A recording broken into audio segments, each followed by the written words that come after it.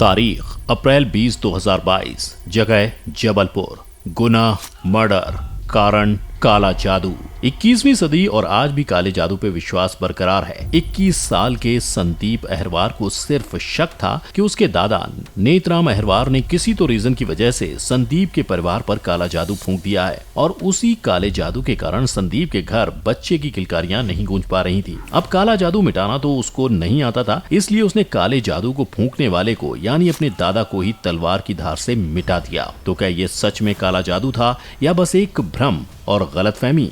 Hello दोस्तों, मैं हूं आपका फैक्ट भाई और बिन किसी किंतु परंतु तंत्र मंत्र के सबसे पहले तो ये जान लेते हैं कि आखिर काला जादू असल में होता क्या है। सरल भाषा में कहूं तो ब्लैक मैजिक वो चीज है जो आपके और मेरे समझ के बाहर होती है, या ऐसी चीज जिसे हम लेवल नहीं कर पाते। ऐसे में हम यही बोल देते हैं कि वो पजेस्ट है। और आप मानोगे नहीं, पर इस जादू की दुनिया का पूरा एक धर्म है, वुडू रिलीजन, जो अफ्रीका से शुरू हुआ था। उस दौरान पूरा अफ्रीका इस रिलीजन को फॉलो करता था और आज 60 मिलियन लोग इस वुडू रिलीजन के डिवोटीज हैं। पर आखिर क्या है ये रिलीजन और क्यों इसकी स्थापना हुई? ये वो धर्म है जहां भगवान को नहीं बल्कि आत्मा को पूजा जाता है। और भले ही इस कल्चर में जादू टोना होता है, लोग बलि देते और लेते हैं, बट ये सब करने का कारण बस एक, लोगों की ट्रीटमेंट। यस, इस कल्चर में आत्मा डॉक्टर का फर्ज निभाती है और वो पेशेंट्स के साथ डील करती है। और ऐसा करने के लिए वुडू लोग उन आत्मा को ऑर्डर नहीं देते, वो आत्मा को ऑनर देने के लिए बलि देते हैं और रिस्पेक्ट देने के लिए उन्हें बुला के उन्हें रिक्वेस्ट करते हैं अनटिल वो आत्मा पेशेंट को ट्रीट करने के लिए राजी ना हो जाए। बट एक मिनट, हमने तो हमेशा से ये सुना था कि आत्मा बुरी शक्ति होती है जो चीजें हील नहीं बल्कि बिगाड़ती है।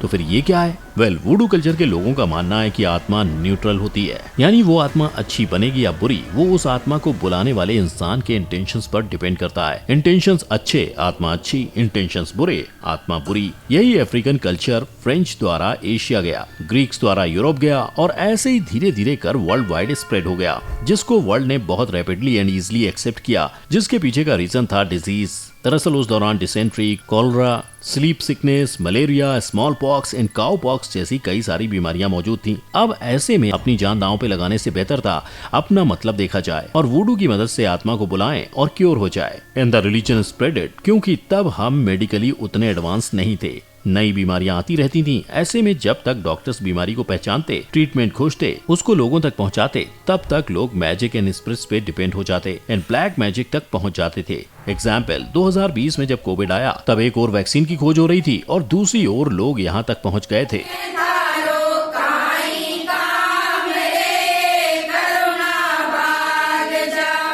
दुनिया में ऐसी ना जाने कितनी जगह हैं जिन्हें हॉन्टेड कहा जाता है, लेकिन क्या सच में हॉन्टेड ही है? दहन, जो डिज्नी प्लस हॉटस्टार पर मौजूद एक वेब सीरीज है, उसमें भी हमें कुछ ऐसा सस्पेंस थ्रिलर देखने को मिलता है। इसकी स्टोरी शिलासपुरा नाम की जगह पर बेस्ड है, जहां पर रेयर मिनरल्स मिले हैं। गवर्नमेंट इन रेयर मिनरल्स को एक्सकेवेट करना चाहती है और इसकी एक्सट्रैक्शन को सही से करें। मेरा नाम अवनी राउत है, मैं आपकी नई डिस्ट्रिक्ट मैजिस्ट्रेट हूँ। पर शिलासपुरा के लोग ऐसा नहीं चाहते। कारण है मायावी। ये शिलासपुरा की जमीन पे आत्माओं का कब्जा है। पर सुपर नेचुरल पावर्स पर बिलीव ना करने वाली मैजिस्ट्रेट मैडम कहाँ पीछे रहने वाली थी? वो एक कदम पीछे नहीं लेती। माइंड तो खुल के रहेगी। आपने सोचना ये है कि आप मूर्ख हैं, विज्ञानी। सौरभ शुक्ला का कैरेक्टर भी यहाँ काफी इंटरेस्टिंग है, जो शिला स्थल को बचाना चाहते हैं। ये शिला स्थल जिसने शिलासपुरा की सदियों से रक्षा की है, उस पर अगर एक भी खरोंच आई, एक क्षण में सर्वनाश होगा सबका। साइंस और सुपरनेचुरल पावर्स, इन दोनों के बीच इस वेब सीरीज में जबरदस्त थ्रिल देखने को मिलता है। इस वाली वेब सीरीज को देखकर लिटरली मेरे तो रोंगटे खड़े हो गए थे और लास्ट में जो होता है वो तो भाई आपको चौंका देगा। स्पॉइलर नहीं दूंगा क्योंकि जो बात देखने में है वो बात सुनने में कहाँ। आप डिज्नी प्लस हॉटस्टार की इस वेब सीरीज के out of the world suspense thriller को खुद से एक्सपीरियंस करो। But do black magic really treat people, या बात कुछ और है? फॉर एग्जाम्पल, अगर मैं बिना किसी जादू टोना किए भी बस आपके घर के बाहर खून और नींबू रख दूं, तो भी आपका सब काम बिगड़ेगा और एट लास्ट सब ठप हो जाएगा। बट ऐसा क्यों? The answer is fear. नींबू और खून ब्लैक मैजिक से रिलेट करता है। ब्लैक मैजिक फियर को ट्रिगर करता है एंड फियर ब्रेन के एमिगडाला को, जिससे कि आपके नर्वस सिस्टम अलर्ट हो जाते हैं। कॉर्टिसोल एंड एड्रेनालिन के जैसे स्ट्रेस हार्मोन्स रिलीज होते हैं and at last blood pressure and heart rate बढ़ जाती है। यानी बॉडी एंड ब्रेन दोनों ही अनस्टेबल हो। ऐसे में बॉडी साथ नहीं देगी, सब गलत होगा। सो क्या ब्लैक मैजिक एंड डिजीज को ट्रीट करने का ऐसा ही तो कोई लिंक नहीं है ना? वेल, इस पहली को क्लियर करने से पहले let us also focus on the fact कि इस ब्लैक मैजिक को अफ्रीकन्स द्वारा हीलिंग एस्पेक्ट पे बनाया गया था, बट फिर जैसे जैसे ये दुनिया में फैलते गया लोग इसको मतलब के लिए यूज करने लगे एंड आज वो मतलब इतना बढ़ गया है कि ब्लैक मैजिक जिसको वो Africans as a god and a healer मानते थे, आज उसी को लोग शैतान और बुरी शक्ति मानते हैं। और अब वक्त आ गया है इस बात पर से पर्दाफाश करने का कि क्या काला जादू सच में होता भी है या वो बस एक भ्रम है। और इस पहली को हम सुलझाएंगे बुराड़ी केस की कहानी से। 1 जुलाई 2018 नई दिल्ली।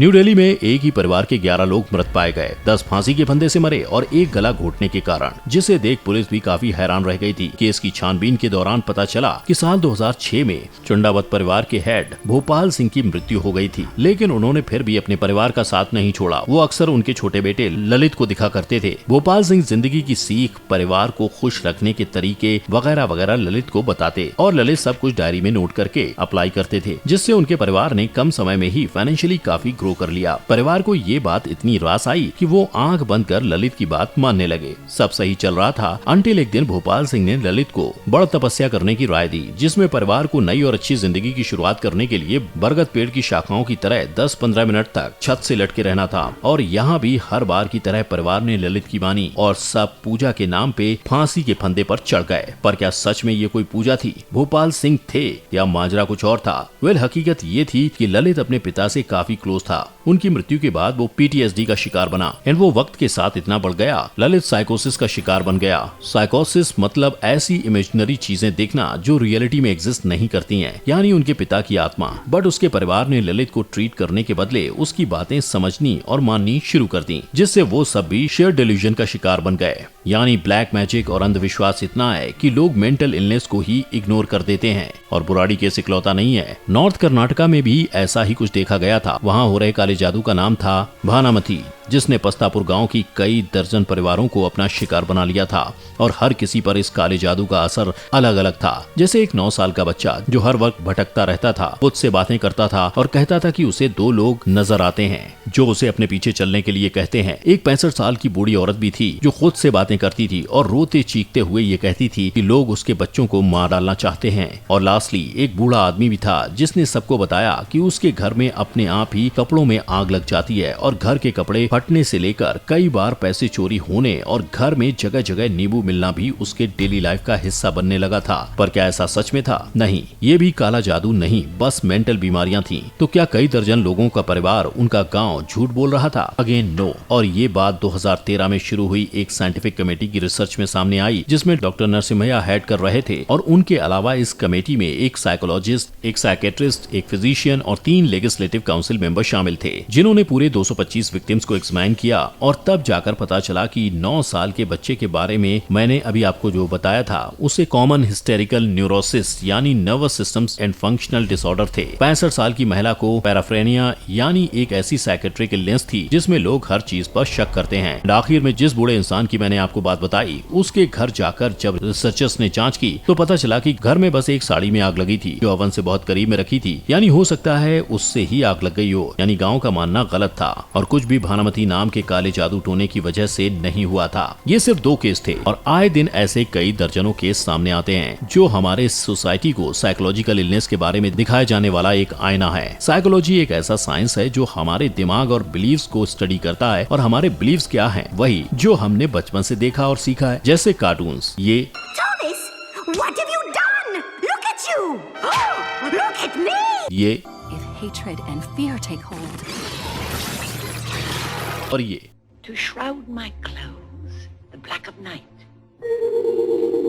सब जगह ब्लैक मैजिक। और अगर सारे ग्रंथों में से हम सिर्फ महाभारत की बात कर लें, शकुनी मामा के डाइसेस जो हमेशा उनकी सुना करते थे, उसको भी ब्लैक मैजिक से ही प्रिपेयर किया गया था। यही वजह थी कि वो डाइस हमेशा शकुनी की सुनते थे। एंड नॉट जस्ट शास्त्रास but movies, serials, web series, चाहे कुछ भी देख लो, हमेशा हमारे सामने ब्लैक मैजिक को लाया गया है। यही वजह है कि हम आज ब्लैक मैजिक में बिलीव करने लगे हैं। एंड अकॉर्डिंग टू साइकोलॉजी वो हमारे दिमाग के साथ खेलता है और हमें इस बात का ज्ञान तक नहीं होने देता कि ब्लैक मैजिक फेक है और मेंटल इलनेस रियल। पर इस real and fake black magic को पूरी तरह समझने के लिए एक सवाल का जवाब मिलना अब भी बाकी है, यही कि लोग आज भी क्यों ब्लैक मैजिक को फॉलो करते हैं। सो फर्स्टली, पुराने जमाने में हमारे पास ऑप्शंस नहीं थे।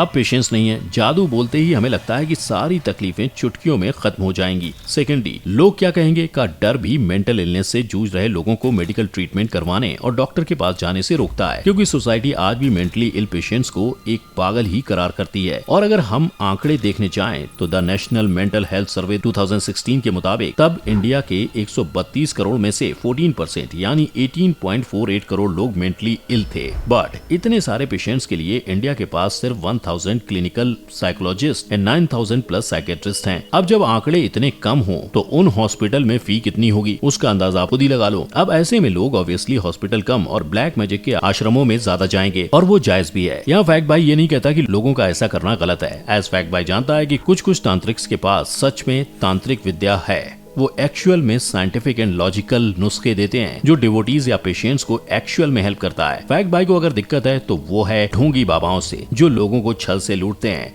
उन्हें अंधविश्वास की ओर धकेलते हैं और उनकी जिंदगी तबाह कर देते हैं। सो इसका सॉल्यूशन क्या है? वह लोगों को कौन सही और कौन गलत में फर्क जानना चाहिए, और गवर्नमेंट को ज्यादा से ज्यादा साइकेट्रिस्ट एंड क्लिनिकल साइकोलॉजिस्ट को ओपन करना चाहिए, उसकी अवेयरनेस फैलानी चाहिए, तब जाके परिस्थितियां बदलेंगी। इसके विषय पर आपकी क्या व्यूज हैं और आपके पास कौन सा सॉल्यूशन है? Let me know in the comment section. Video को लाइक, शेयर एंड सब्सक्राइब करना मत भूलिएगा। फिर मिलेंगे। जय हिंद।